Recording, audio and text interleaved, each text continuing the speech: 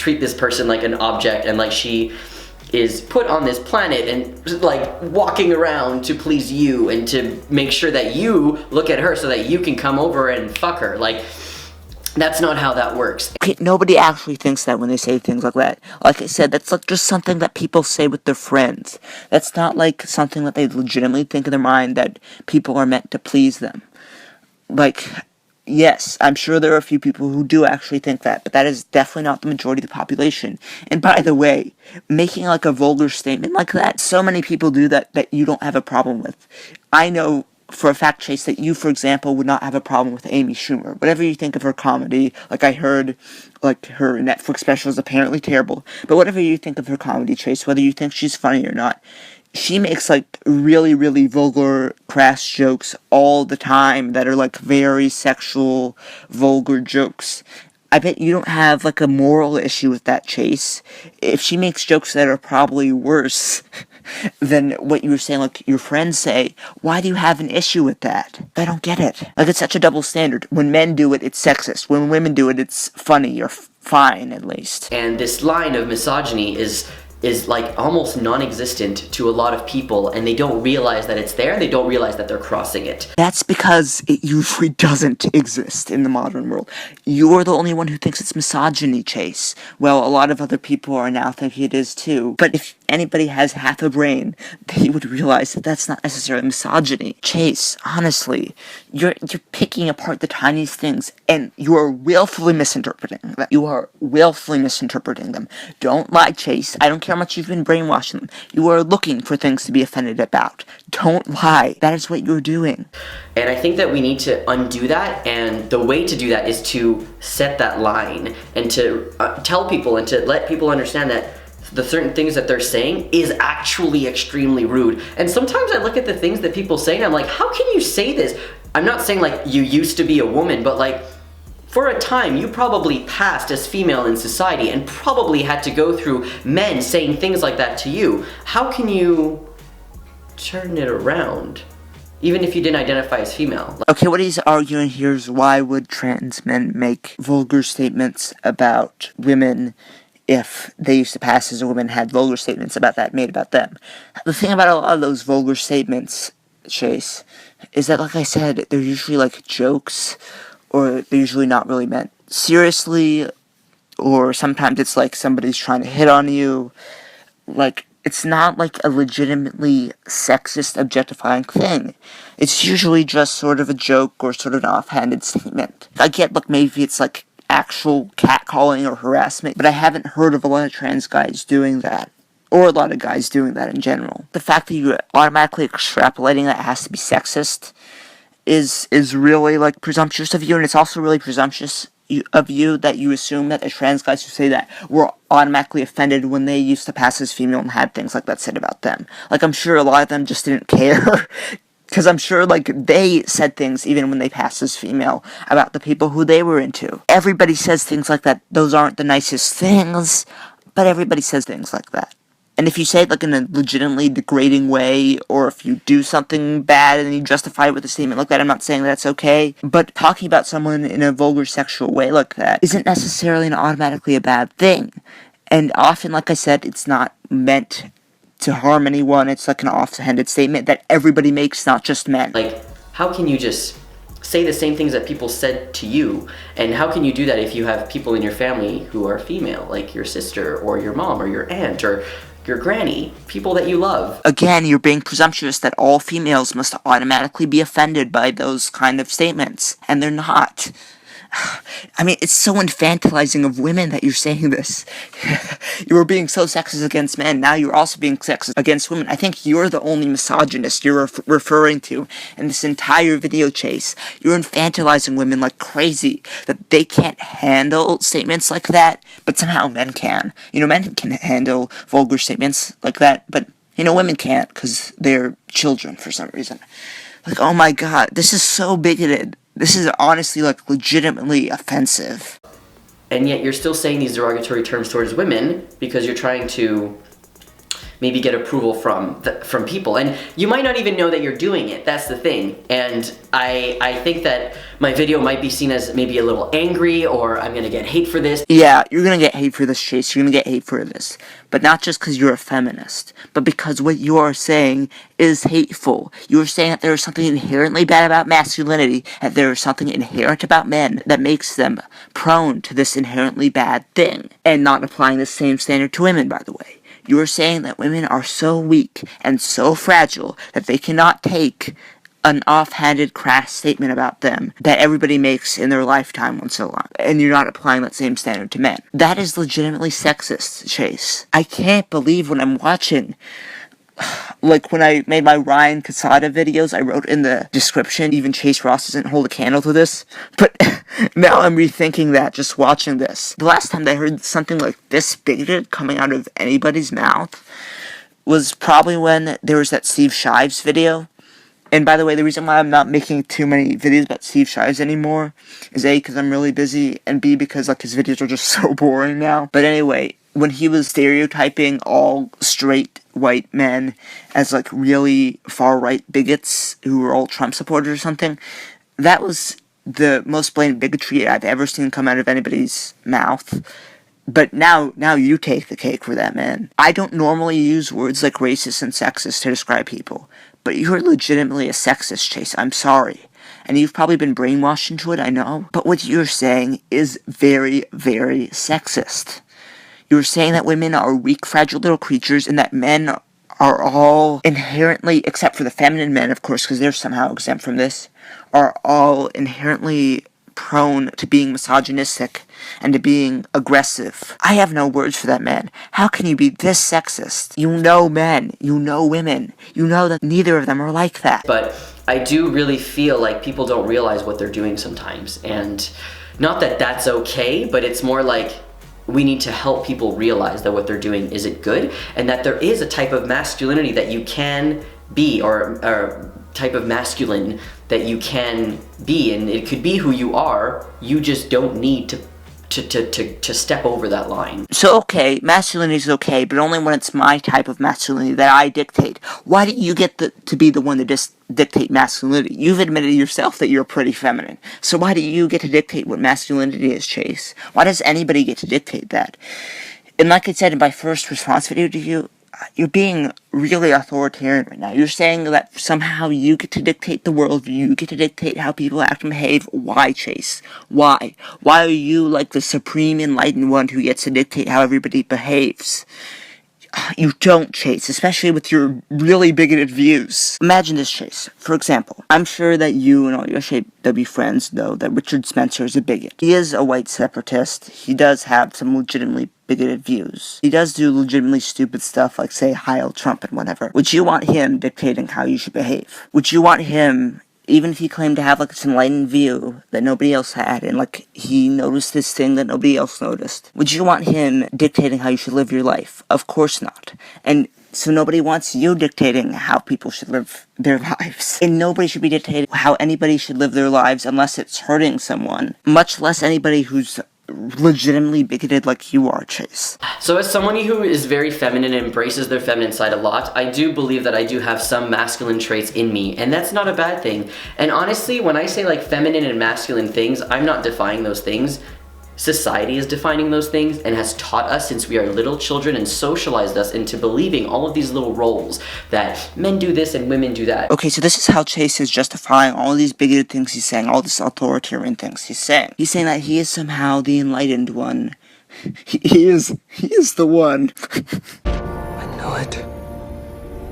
He's the one. He knows things that people don't because he's been brainwashed in a certain ideology. It's not based on any science, it's just based on ideology. And that, it's not him defining what lines you should and shouldn't cross. It's just society. It's the way society raises me. It's not me. It's society. Society made me do it.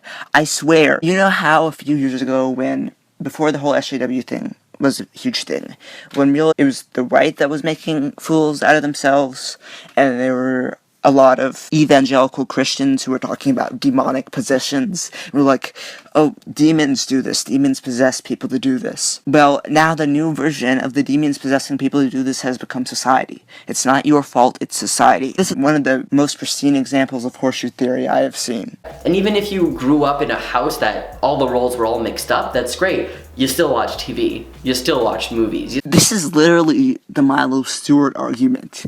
Milo Stewart has literally said, even if you were raised like in a generally liberal, egalitarian household, you still are affected by the media, the evil media. Again, this is similar to like the whole demonic possession thing, and this is actually like a very similar argument to what the evangelical Christians used to argue. They used to argue that if kids played video games, they would like all of a sudden become really violent, and if they saw like something sexual on TV, they would become really sexual, or they become gay or something like that. He's saying the exact same thing. He's saying that the media like automatically goes into people's heads, like they have absolutely no self-control, they have no ability to interpret what they see. It automatically goes in their heads, and then suddenly they start doing exactly what the media tells them to do. And now you do what they told you. That's not reality. Of course media has an influence on people. But the difference is, people have an ability to resist that. It's not like the media is some overpowering authority. It'd be different if it were some authority figure in their life, like their parents or their teacher, or even somebody like a police officer, or if they were living under some like dictatorial regime. If you had an argument about that, that would be different. But people do have some sort of ability to resist the media. It's not seen as like some all-overpowering authority figure. It is seen as very influential, but it's not some overpowering authority figure. Just because you see something on TV or in a movie does not mean that you want to think or do that thing. Like, how do these people not understand this? For example, okay, this is going completely off topic. If you want to skip over this part, I'm just gonna do a weird rambly thing. So go ahead and skip over this part. Anyway, about a week ago, I watched a video by Mai Dominguez, who's a really cool YouTuber. You should check her out. She did a list of her least favorite movies, and her second least favorite one, I think, was I Spit on Your Grave, which was considered like a feminist movie. And so I watched specifically because I wanted to see like why they thought this was a feminist movie, why feminists were defending this.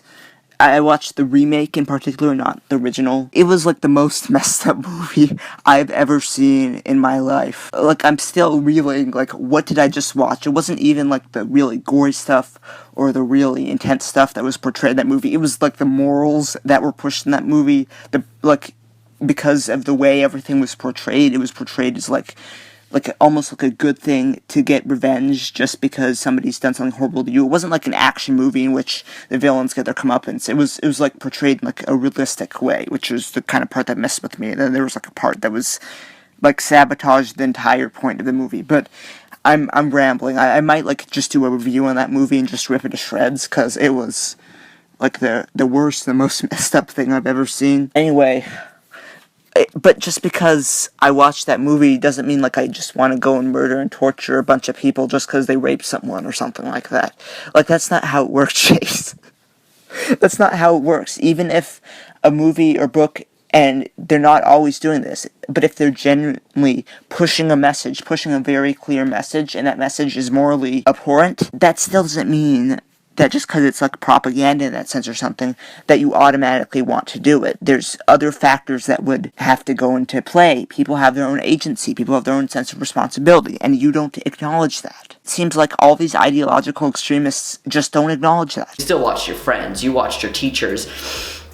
All of these aspects together formed you into the person that you are, and formed me into the person that I am. Okay, you are partially right about that. It's true that your parents and your friends and your teachers, and yes, the media, do form you into the person who you are. But this is not the same thing as becoming misogynistic or whatever you're trying to imply. And to be able to embrace my feminine side is absolutely amazing. I definitely feel way more feminine than I am masculine. I feel like visually I am very masculine. Aiden Dowling, I'm just gonna use him as an example. I don't like hate him or anything like that. We're friends. I talk to him all the time.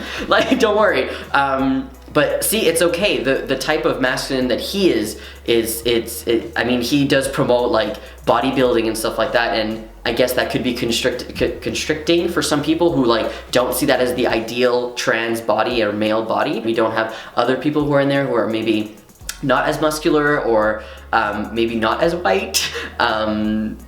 Like to add that to the mix so that people can see that there are different representations and see themselves in people who are higher up and more famous, I guess. Okay, Chase seems to be kind of rambling there, which is fine, because I ramble too. But what he's saying, again, he's reiterating that you can be masculine, but it has to be my type of masculine. It can't be some other form of masculine that I perceive it as. It has to be my specific, ordained type of masculine. Like, dude, again, who do you think you are to dictate this? And also with the whole trans bodybuilding thing, like, what's wrong with Aiden Dowling being a trans bodybuilder? Like, a lot of the famous trans guys, yeah, they're muscular, but they're not necessarily bodybuilders. Like, nobody's saying that trans guys have to be bodybuilders. A lot of trans guys want to be bodybuilders because they want to become more muscular, look more masculine, including myself. But if you don't want to be that, that's fine. I mean, I don't really see how there's like an external pressure to do that. There's only an internal pressure to do that. That's what I've been saying in a lot of my videos. A lot of the pressure on trans guys to be more masculine is not from society. I'm sure some of it is, but a lot of it is from the trans guys themselves. And then you're saying, like, it's somehow problematic that Aiden is being portrayed as muscular and white. Like, again, you had to throw race in there again.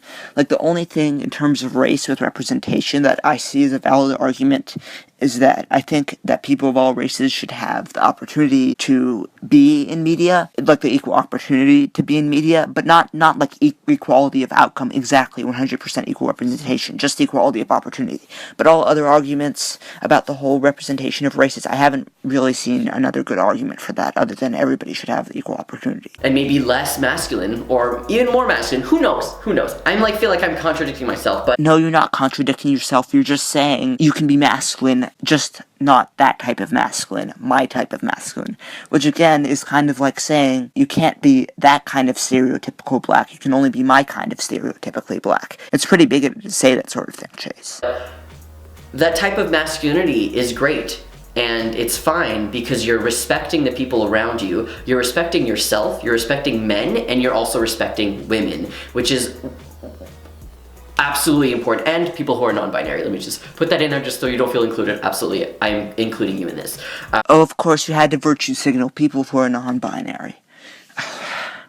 Like, dude, like, these people, like, they're also pressured to virtue signal, acknowledge the non-binary genders, even though there's not really evidence for that yet. Like, dude, why can't you be genuine? Why can't you be true to yourself? Because I have a genuine feeling that Chase is not being true to himself. I have a feeling that he's being brainwashed and saying all of this bigoted, sexist, virtue signaling stuff. I have a feeling that he's unhappy. Like, he does seem unhappy. He's talked about his struggles with mental health. And I can't help but wonder if it could be partially due to this. I mean, I'm not making fun of the fact that he has mental health issues. It's unfortunate that he does, and I commend him for dealing with that sort of stuff and still managing to have a YouTube channel. But still, I mean, you can't help but wonder. I think that I'm going on a soci rant right now. I mean, I don't like saying I'm a sociologist, but I did my degree in sociology and I'm doing my master's in sociology right now, so I guess you can, whatever. It doesn't matter. Well, that makes a lot of sense. I think I know where you're brainwashed exactly, Chase. It's just the same because sociology is like a genuine area of study, and so is psychology, which has partially become infested by SJWs as well, and a lot of sociologists seem to become infested by SJWs, although I've had a couple people here on YouTube tell me that they're in sociology classes and it's fine for them, so. But still, it's like such a shame that these legitimate areas of science are being invaded by SJWs. Even in something like gender studies, which is just completely SJWs, that could be a legitimate science too, but no, it's being ruined by ideology, and it's such a shame. But I tend to analyze and overanalyze things, and sometimes I feel like I go overboard, but this is something I've been thinking about for such a long time. Okay, Chase just kind of ends up being repetitive here. I think I've made all the points that I need to make. I'm glad you've acknowledged there's a problem of masculinity being significantly hated on, not just in the trans community, not even just in the LGBT community, but in general, because modern feminism has become a mainstream ideology. But the fact that you acknowledge that and you completely dismiss that by doing this total virtue signaling where you're saying, oh, you can be masculine, but just not that type of masculine. It's honestly really insulting, man. It honestly is. So I know this was long and rambly, but I think I made all the points I needed to make. I think you guys can all realize just how awful this video was. This is the most bigoted stuff I've seen come out of it, like I said, since that Steve Shives video. So, as always, I hope you enjoyed this video, and thanks for watching. Well, feel the funk blast!